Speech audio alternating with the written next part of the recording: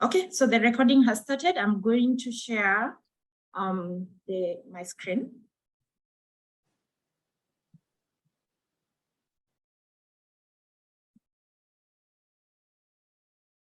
Let me know if you can see my screen.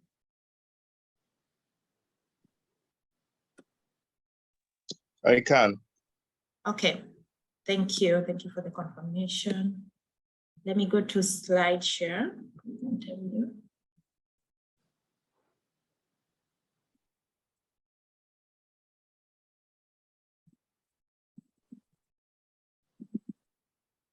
So that is breaking.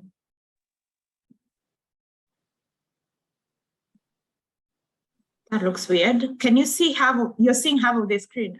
Okay, this is good. Okay, so welcome once again to our webinar. This is grad school application process in the US. So we are just going to share our story and how we went about this application and what applies to the application process for graduate school. And when we talk graduate school, we mean PhD, Masters of Science, or Masters of, for instance, if you're in engineering, Masters of Engineering. So that kind of programs. So we'll get started. I'll get started by introducing myself. So my name is Winnie Aranja.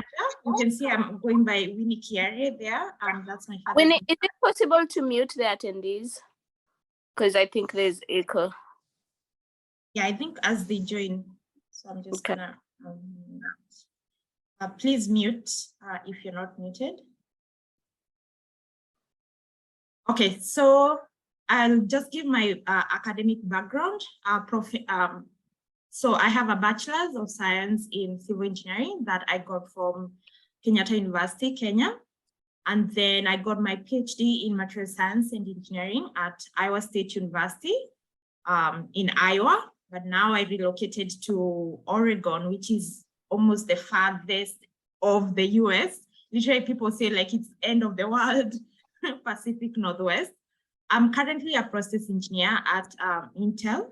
And you can clearly see how, if you know Intel, you know Intel is a semiconductor manufacturing company, but you can clearly see how that is diverse from my initial background because I did my bachelor's in civil, but then my PhD, doing my PhD in material science allowed me to, and give me the tools to be able to join Intel.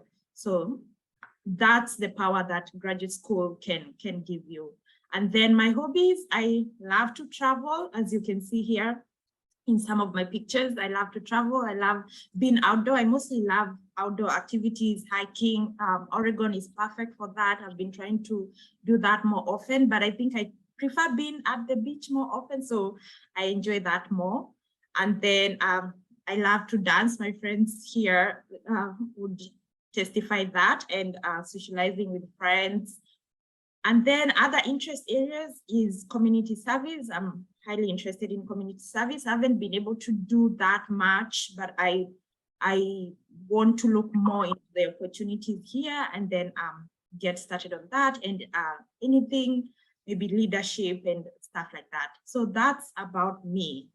Then we can go forward to the next panelist. I didn't give much information, but you can go ahead and introduce yourself. Hi, I don't know if I'm muted or recorded. I'm Millicent Hobak. I'm originally from Kenya, and I did my undergrad in civil too. My master's in material science too, but I decided to go back to the construction world. I preferred that. I think a little bit about our journey is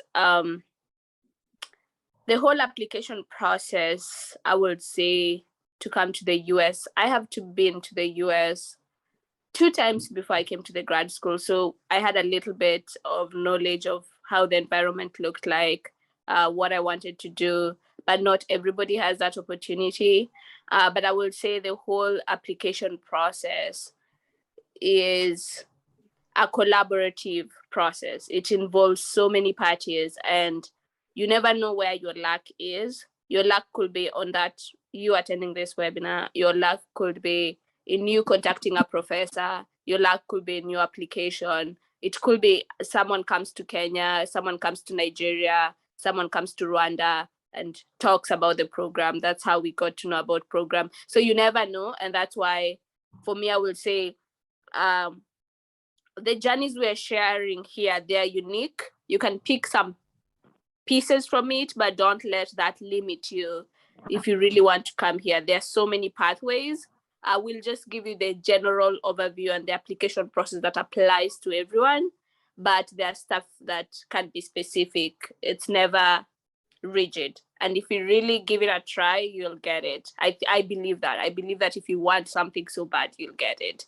So I don't know if we'll be speaking later or this will be, yeah. So we'll be speaking later about it, but just that summary. The fun things I like to do, I like to dance. I like water. I live outside a pond, so that just shows how much I like water. I also love traveling, but I'm very specific and very intentional when I'm traveling. I don't have as much expectations when I do go out, and I love money. I really love money. Yeah, thanks. Okay, thank you, Millicent. Yeah, we are gonna share more, but then in terms of sharing more, we are gonna get started that with Joyce, because I think her slide has already the application process and what is needed. So Joyce, can you go ahead, introduce yourself, and then you can begin with sharing what is the expectation, what is needed, what is required to begin the process, and that kind of information. Eric.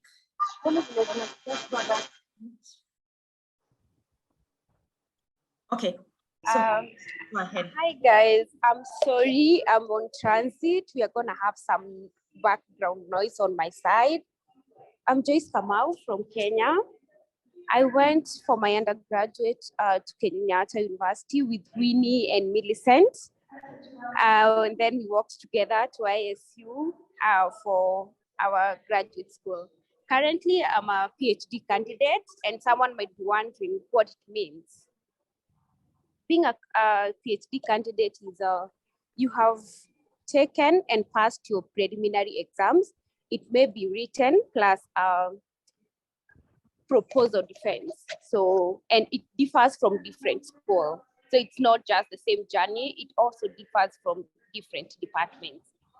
We were also talking about what we like, and it's funny how the three of us love dancing. We have danced some nights until 3 p.m. in the morning, 3 a.m. in the morning, and we always try to dance to as many songs, including one of Millicent's favorites. I'm not gonna say it here today. I also love reading. I love walking and hiking, and mostly nature. So if I'm walking like in the woods, I'll be so happy. So I'll go ahead and get us started. And I will start with what I tell everyone. Any moment someone's asked me, Joyce, how can I be able to join a graduate school in the US? My first thing is, do you know what program you want to join? That is my first question. And the moment they identify the program, then if they know, I'll tell them, then go ahead and start searching. But if you are not sure of what program you want to join, first of all, you have to identify the program you want to join.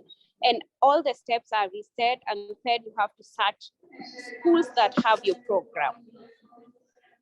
The schools that have your program, maybe if you're doing mechanical engineering, you can check out which schools are the best in mechanical engineering in the US or in the UK, whichever country you want to go. But today, because we're talking about the US, you can check the first 20 schools that offer mechanical engineering, and probably your area of interest, probably the hydraulics or the mechanics part of it.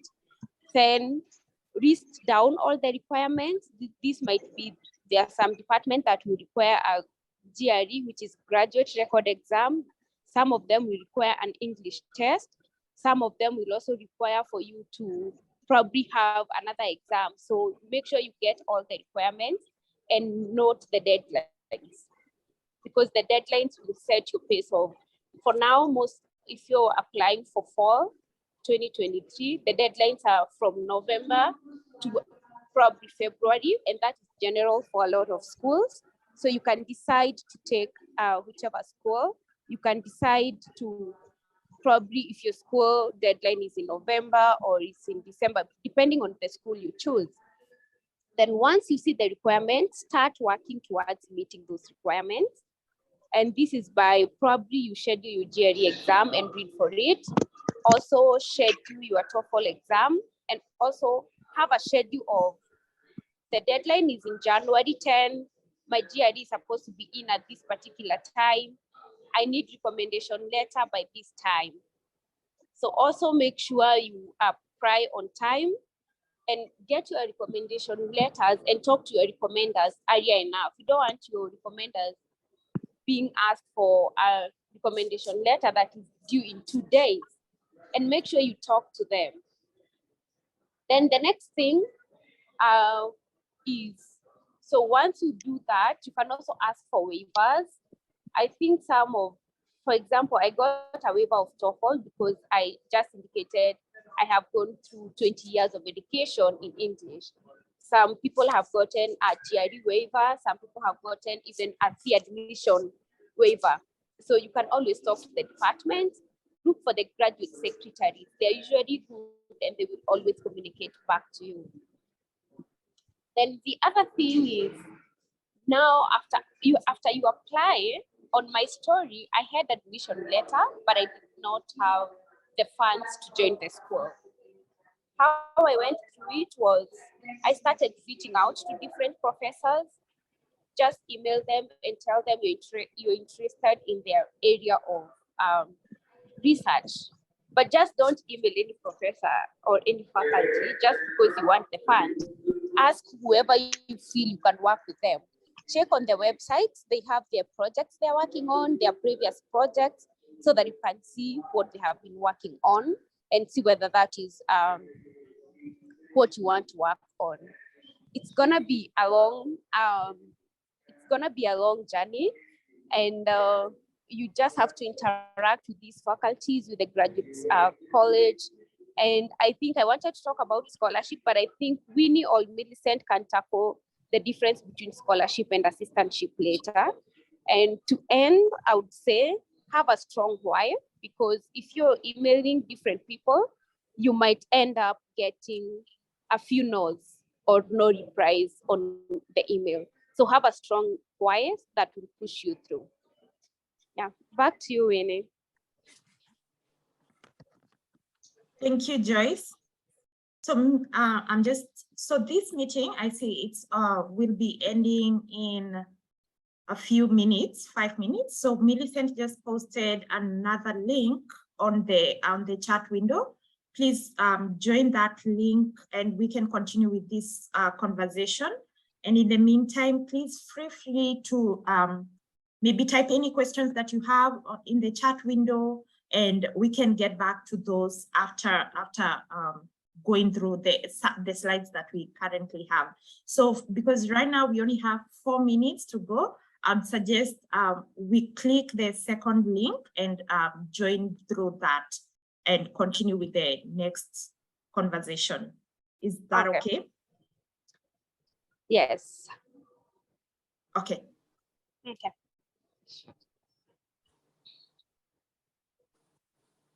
Okay, I'm gonna click on it and I'll see you in the next. On the other side. Yeah, on the other side. Don't touch that dial. Keep it locked. Okay, so I'll do that. Who wants you?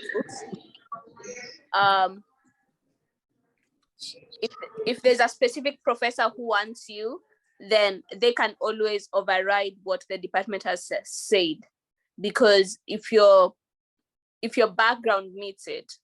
The other thing is about, we are Africans. Some of us have the money, some of us don't have the luxury of the money, and this whole process is really, really expensive. So there are a couple of costs, as you can see from our board. Specifically, the UK is probably different. Canada is also an option, and Canada honestly are looking for a lot of immigrants. Australia, I've heard of it. I have no idea, but I know I have a few friends in the UK. And for masters, the UK seems always easier, but I don't know whether they're expensive or not.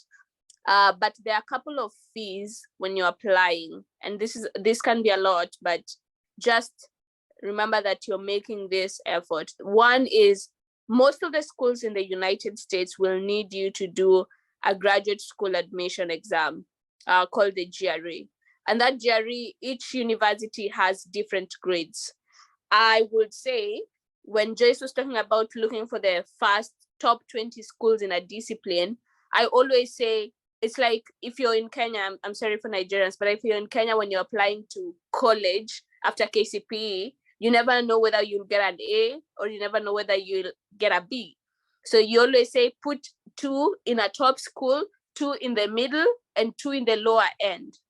So distributing it that way makes it, I've seen people get to Harvard, you never know, but Harvard has a really, really low acceptance rate. And then there's a school like in Iowa, which is middle. It's not low end or it's not high end like Iowa State. Or Iowa State has I had someone talk about animal. We are one of the top schools in agriculture and animal because we're in Iowa, So then you might be like, oh yeah, it might not be Harvard, but it's the best in this field. So let me apply there. I know we also have a good teaching program. I had someone say that. So that's how I say distribute your application, because every application to each schools might cost you. Some people waive their fees, some don't. So that might just be one of the costs. GMAT, I didn't have to take GMAT, but I believe some business schools might want that. TOEFL and the English exams, we didn't have to take it. We got it waived. But again, it's specific. If you're going to apply to multiple schools, I would say you apply to this and ensure you read for these exams. They are pretty easy if you've done undergrad and high school. Honestly, if you've done high school, it shouldn't be that hard. The problem is the speed at which you have to take the exam. They're very limited time. So that's how people make a lot of errors and fail. But I wouldn't let that discourage you. So on total, you might find yourself spending between $200 to $250. Then the other thing that you'll spend money on, as I said earlier, is application fee. Since you might be paying to different schools, that's why I said earlier, distribute your progress and ensure that one Harvard, one Iowa State, one, I don't know another school, but one University of Florida. Then that happens if you're rejected in Harvard, you're rejected in this, you might get Iowa State. But some of each school's application might be, I know Iowa State is about $100, and that's not cheap. But if you really want it, you can start fundraising, you can reach out to family. I've seen people reach out, like really, if you want to do that. And don't book a ticket, don't apply for a visa until you get admitted. The other way that you can do this, get some waivers for some of this, is the way I said, if you look for a professor and start talking to them and show them, hey, this is my background. Even if you're out of school for 2 or 5 years, that's literally, that experience might be better for graduate school for research.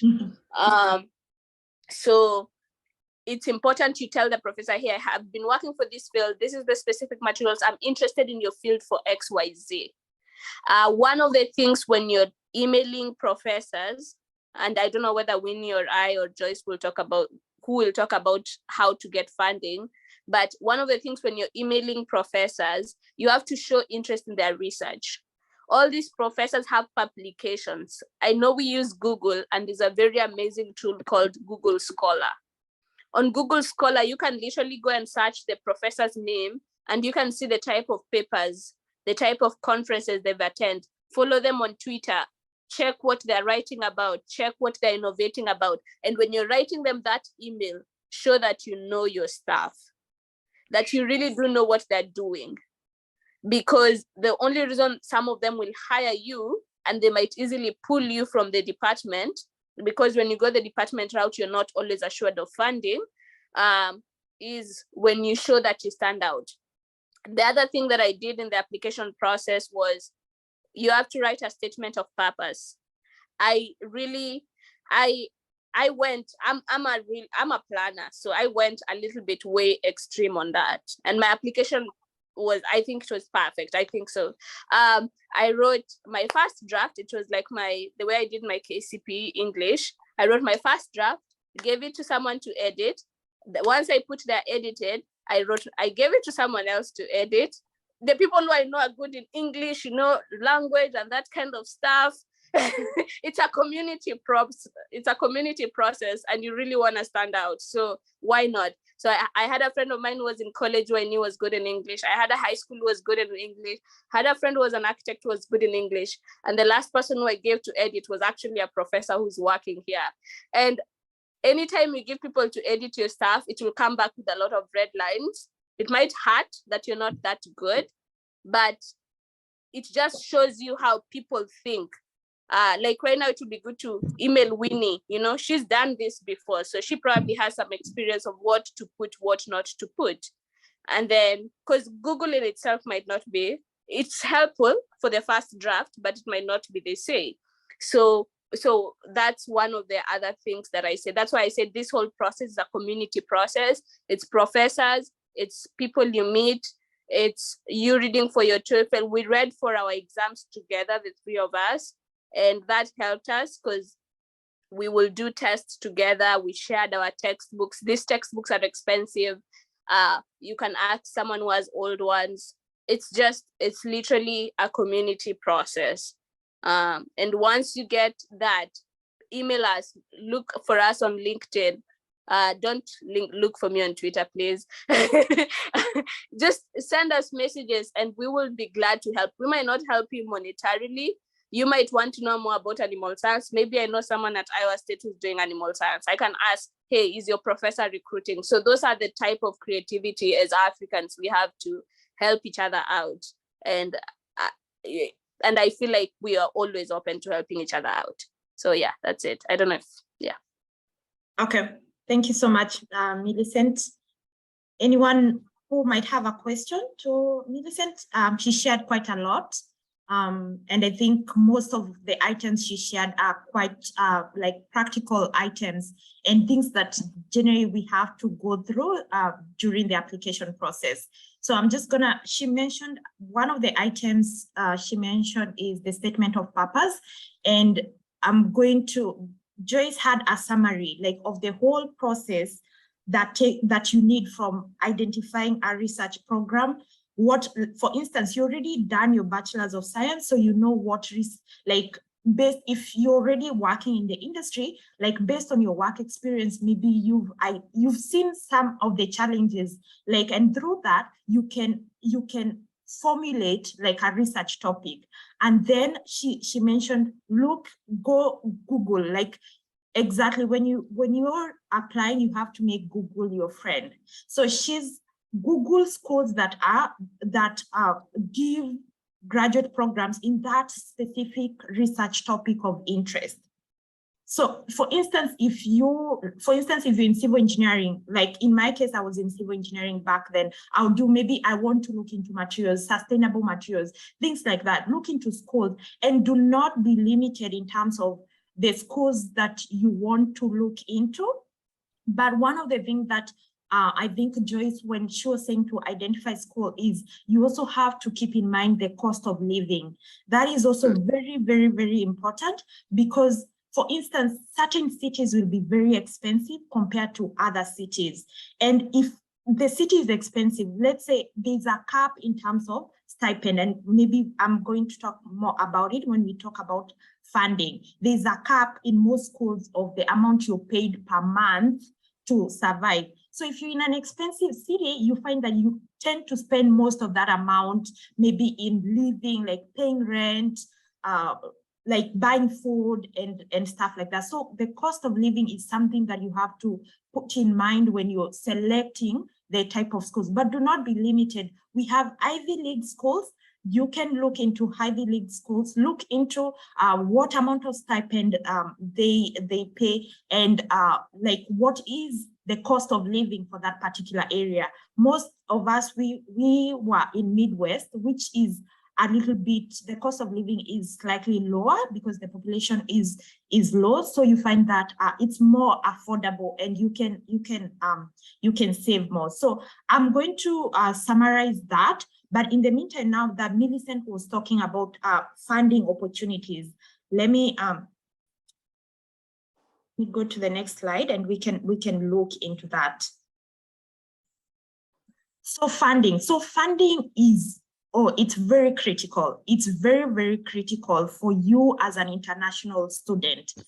And it doesn't matter where we come from, but I can imagine like most, for instance, most people who do graduate school, they don't particularly come from very good background. So funding is very critical. So back in Kenya, I think the only type of funding that we know is scholarships or fellowships. We have scholarships or fellowships, but when we are going into graduate school, they call it differently. They call it graduate assistantship. So what is the difference between a scholarship and graduate assistantship? So scholarship is the money that you're given to maybe waiver like your education cost, and it does not require you to work. For example, if you get like a scholarship, you're given all this money, go use this money for your education purposes or for a specific reason. Something else that is similar to scholarship is fellowships. And while you are a graduate student, you can actually apply for scholarship and apply for fellowship, and that adds to your funding, the amount of money that you get. For instance, when I was in graduate school, I was getting the graduate assistantship. But then during that time, I applied for one of the scholarships. I think it was, I don't remember, but it was Academic Excellence Scholarship. And out of that, when I applied, I actually got $5,000. So that added to my stipend, because the only thing that someone can take that money from me is taxes. It's taxed, it has to be taxed. But other than that, that is extra money that you get in your pocket for your day-to-day activities. So you can do that.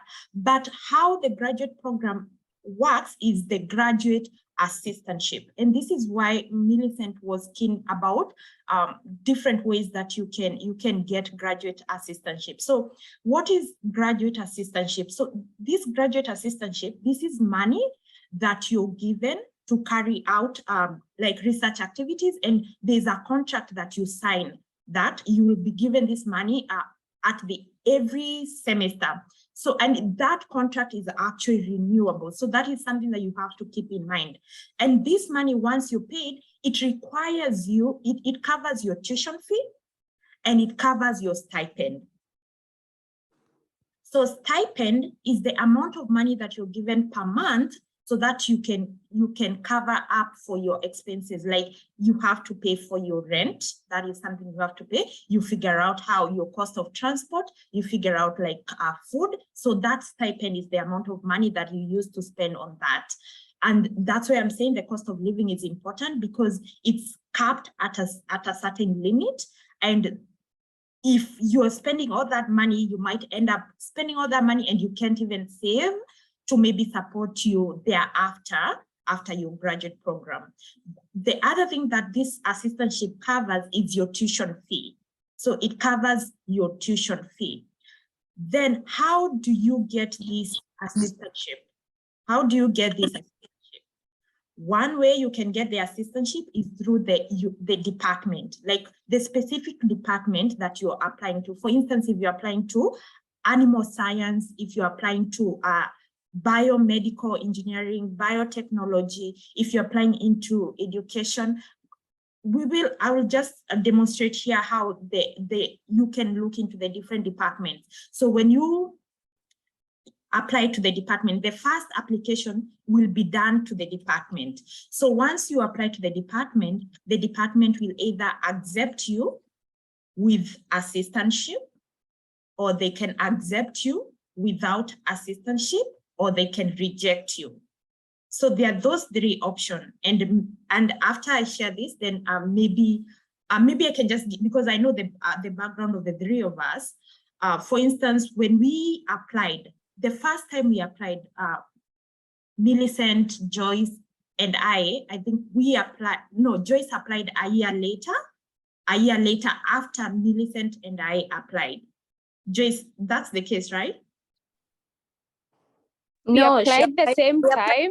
Oh, I got admission go ahead. without funds. I had to defer to 1 year later. So you guys came in before me, but we got the admission letter in the same year. Okay, perfect. So we applied at the same time.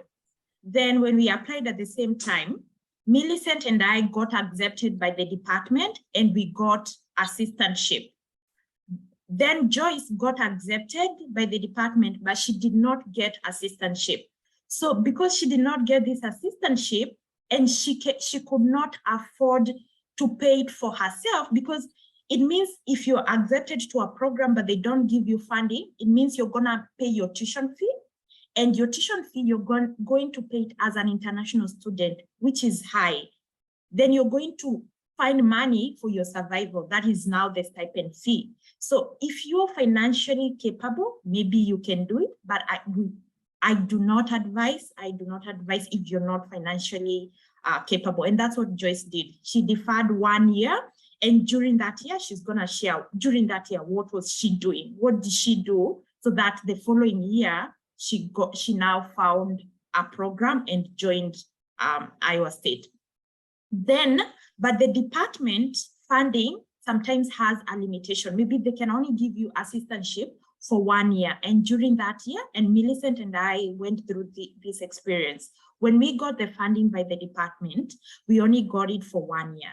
During that year, for us, they expected us to look for the professors within the department, rotate in programs, different maybe labs, and find a professor who can find us, who can fund our program. So ultimately, for everyone, whether by department, the final source of funding is your supervisor or your professor's research grant.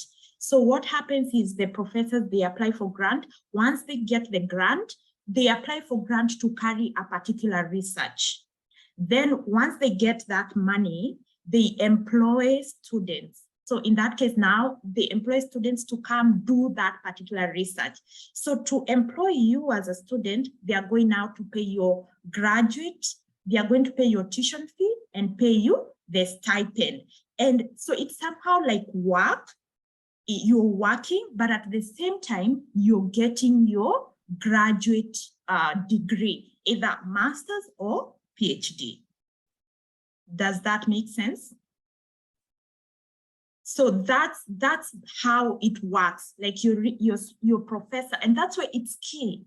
As you're applying, research into professors, research into that particular research topic of interest, who are doing research in that area in the US. And Millicent gave you a very good site, that is Google Scholar. So if you go to Google Scholar, you can just type your research, like specific names of the research topic of interest, and look who are the professors doing this kind of work. Then through that, you can approach those professors and say, I have read through your work. I've been following you for quite some time. Follow them on LinkedIn, follow them on Twitter, see what they are posting. And I'm highly interested in this research topic. And if you've applied, now you get even an advantage. You can go ahead and say, I've actually applied to the program in this university. I'm currently looking for maybe like research funding. I'm looking, would you have like research assistantship? And the conversation begins from there. And it doesn't stop at one university. That's why Joyce was like, identify 5 to 6 universities, and how you narrow down those universities is based on the research topic, that is number 1. Then based on the location, that comes in number 2. Then the other thing is your ambition, like how far do you want to go? What, like if you're interested in Ivy League, you go ahead and do that. Then we have different programs. We have MBA, that would be Masters of Business Administration. I don't have as much experience like in Masters of Business Administration and in terms of their funding, but the process will be particularly the same in terms of application, and there's the exam that GMAT. So instead of doing GRE, then you will do GMAT for that kind of program. Then you have like Masters of, this MD here is Doctor of Medicine. I know some participants who are interested, like medical school, for instance, for graduate school in medicine or in medical field. And I was looking into that, and particularly the process is the same. The process is the same, and then the process is the same as STEM programs, that is science, technology, engineering, and mathematics. So the process of application is the same. Then what is the limitation once you join the program? What is the limitation? One, I know when you're back at home, you have the impression, oh, when I go to the US, I can work outside and make extra money. But actually, if you get graduate assistantship, you cannot work outside the university. For you to work outside the university, you need to have off-campus work approval. And there are different types of that. Unless you're a very needy student, that you will first have to approach the university, and maybe they can give you a waiver to work outside the campus. But then other than that, you're not allowed. So they have two programs here that one is CPT and one is OPT. CPT is curricular practical training. This one you can, you're given during when you're still a graduate student. During that time when you're a graduate student, you can use what they call CPT. And this is what mostly we use for internship. If you want to look for internship, then when you're still taking your PhD program or your master's program, then you use CPT. But then once you're done, the US has OPT, which is optional practical training. So this allows you to work outside school for a period of time. Maybe for STEM field, it allows you to work up to 3 years. And currently for me, that's what I'm using, OPT. So this allows you to, because I'm in STEM field, it's allowed me to work 1 year, and then you renew it. And now it allows you to work up to 2 years. But then there's more other programs that you can use that that allows you to work for longer period in the US. So I know funding is very critical, and most people ask, how do I get funding? How does the funding system work? So I think I covered most of the items here.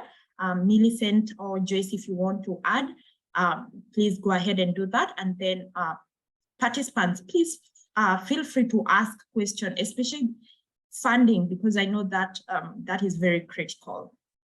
Yeah, I can just add for scholarships, don't shy away from applying them, even while you're applying for graduate school, just in case you end up with a case like Joyce, where you get admission and you don't have money. If you had a scholarship to back it up, then you could come that 1 year. It could buy you that 1 year as you find a professor. There are a lot of programs. I know there's an aunt of mine who came here with an MBA scholarship, and she did it throughout. So they're pretty competitive. Scholarships are very competitive compared to assistantships. They're very limited because there's a lot of Africans applying for them. But I just want to discourage you to shy away from them. At times, a Google search will help you. As we said, there are usually a lot of schools that come to recruit undergrads in Kenya. And when you see those, I remember when I was finishing my when I was finishing my high school, there used to be a couple of colleges that will come, like DMAC, that will come and try to recruit. There are people who come through those options, and you just start undergrad again. if it doesn't matter to you or whatever. Or you can ask that person, hey, do you have a scholarship for graduate school? So you can attend those events. They're all over in Nairobi. It's another way. There's African Development Bank, there's USAID, and then some university, like I know my aunt's that university had a program for international, so that's how she got it.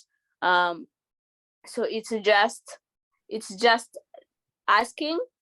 Follow people on LinkedIn and Twitter. Don't do Facebook. Facebook always feels a little more personal and private, but Twitter and Facebook and LinkedIn, people talk a lot about themselves. And someone might be like, hey, I'm going to present in Nairobi. There's a conference in Nairobi, or there's a conference in Mombasa, and you're in Mombasa. You do what? You go there. And even if they're not in your subject area, you say, hey, I'm interested in your college. Do you know of a professor who does English? You like, even if the person is not in your scope, they might know someone else. So I will just encourage, that's the other thing that I felt. When Winnie was talking about assistantship, one thing you need to know that since the professor is paying you to do his research, that research counts as your PhD. So I know some people are talking about, or your master's. I know some people, when you say being paid, they might think it's two separate entities. No, it's the same. What happened? I just wanted to clarify that in case it's in the air. What happens is once they receive funding to do research, let's say in soil, and they're looking for a certain component in that soil. So you will be the one doing that component in that soil. You will publish, and those publications or those research that you're doing is what you'll defend as your master's or as your PhD. So it's very important for you to ensure that it's something that matches. I did something I didn't like, and at times it can really be frustrating. Or sometimes you might think you not like it, and then you start it and you really like it.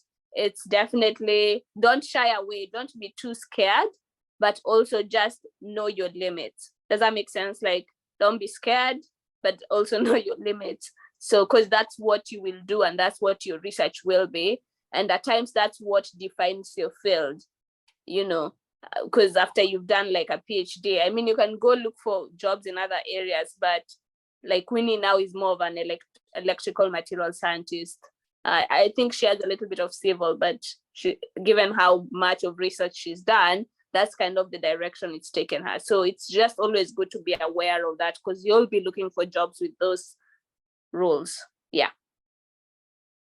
Thank you, Millicent. Joyce, do you have something to add on this? Yes, I'll start with how I get my admission. And it states that I need 4 million Kenya shillings for my first semester. And I don't think I could get that money. So I was confused, and I tried thinking of ways on how I could join. And my idea was to defer for one semester. So I emailed graduate secretaries. They are usually very friendly, because I emailed the graduate secretary of our department then, and I told her I wanted to defer because I don't have funds, and I wanted to defer from fall to spring. And she actually advised me, I think a lot of professors get their funds from spring through summer. So it's good if you defer and look for funds in between spring and summer so that you can get in the next fall, which really helped me, because by the end of the fall semester, I had not even gotten any reply from any professor. So always contacting the graduate secretaries is usually very important. Another thing I did, I emailed lots and lots of professors, but some of them didn't reply, but some of them actually replied. And if some of them will just tell you, we don't have a position. Some will be like, I have a friend, I can ask. So they always, if they have something, they will tell you. If they don't, they won't waste your time. The other thing that I also applied foundations like Aga Khan Foundation for funds, but I didn't also get, but I worked on getting a lot of scholarship and kept on emailing until I got my current PI who I'm working with. When Winnie was talking and Millicent about having assistantship, something came into my mind, and That is, if you want to have a PhD in future, applying for a PhD directly can increase your chances of assistantship. Mhm. But if you don't want a PhD, don't go for that route. But if you want to get a PhD in future, you can apply for getting a PhD directly from your undergraduate, because that is what we did. It increases the chances of you getting an assistantship. And it can also be a teaching assistantship, which this semester I was doing half teaching, half research. So for the half of the semester, I was teaching a lab, and then the next half of the semester, I'll be doing my research. I then thought about, I think both Millicent and Winnie have talked about connecting with these professors in LinkedIn. I have seen a few opportunities for PhD or masters in LinkedIn. So they just post they need a student. And if you're following them, you'll be able to see those opportunities. Another thing, try to meet some of these requirements as early as possible. I remember there is a time I saw 2 posts like in the same week, and they required you to have done like TOEFL and you already have everything ready. They wanted to interview people like in a week's time. So it's always good if you're looking to go for graduate school, plan ahead, try to meet some of these, like there are universal requirements that you can try and meet. Have your statement of purpose ready. So if they ask, you can just send your statement of purpose and your resume and tell them you're planning to do your other exams. And so I think that's what I had in mind, unless I remember something else. Thank you, Joyce. Yeah, that is very key, like you shared your experience. So we only have like 4 minutes left for this meeting. We've been already maybe close to 2 hours. I'd want to give the 4 minutes maybe to the participants to ask any questions that they might have. If you have any question, please go ahead and unmute yourself and ask. I know it can be a lot confusing in terms of, it feels like there's a lot that needs to be done. But if I can use maybe just a minute to summarize what we said. So one is identify a research program or something that you're interested in doing. Then research, look into what are the schools that are offering these schools and summarize 5 to 6 schools based on the research topic that you're interested in. And then once you summarize those schools, and I can just quickly show you, because I have it here open. For instance, let's say you've identified Iowa State University. I'll go first to Iowa State University because that's the school that that we know about. If you, and the other schools, there's Purdue University, there's Cornell University, which is Ivy League, there's Stanford, Harvard, all those kind of schools. So if you go to Iowa State University, for instance, here, I click on Iowa State University, I look at academics, I'll see they have graduate college, you look at admission aid, you see how do we apply. So if you apply, they'll have different applications. Like for instance, they have international undergraduate students. Then they have graduate student. They'll say, start the application. If you are to look into, or application information, let's look at graduate application information. So they give your admission criteria are established by both graduate college and the graduate program. So you have the different programs that they have here. They have what are the minimum, like you must have a bachelor, so you have to have your transcript as one of the application requirements. They need English proficiency, and that is TOEFL or IELTS. So they need that English proficiency. Then they need GRE. So they need, you can see they have GRE, they have GMAT. Then they will say like some of the other application, like Joyce had letters of recommendation. So you need letters of recommendation, you need transcripts, you need statement of purpose, and you need your GRE scores. Then of key importance is deadlines. For instance, So they have here international students. Let me see if I'll find the deadline. Okay, I don't see the deadline. So they will have deadlines. For instance, if you're targeting the spring semester if you're targeting the fall of 2023, the application deadline is, for most schools, is this December. If you're targeting the spring of 2024, so you can only be accepted the fall of 2023 and the spring of 2024, because for the spring of 2023, that's next year, which starts in January, that I think the deadlines are already passed. So for the fall of 2023, the deadlines are approaching. That will be sometime in December and January. And then for the spring of 2024, the deadline will be sometime in August or October of 2023. So you have all this information here that you can go into. So that's how we actually like you have all that application requirements. So I just wanted you to see like that preview that you can follow up now based on what we've talked about, and go ahead and look at a university, look what are their application requirements, and start that application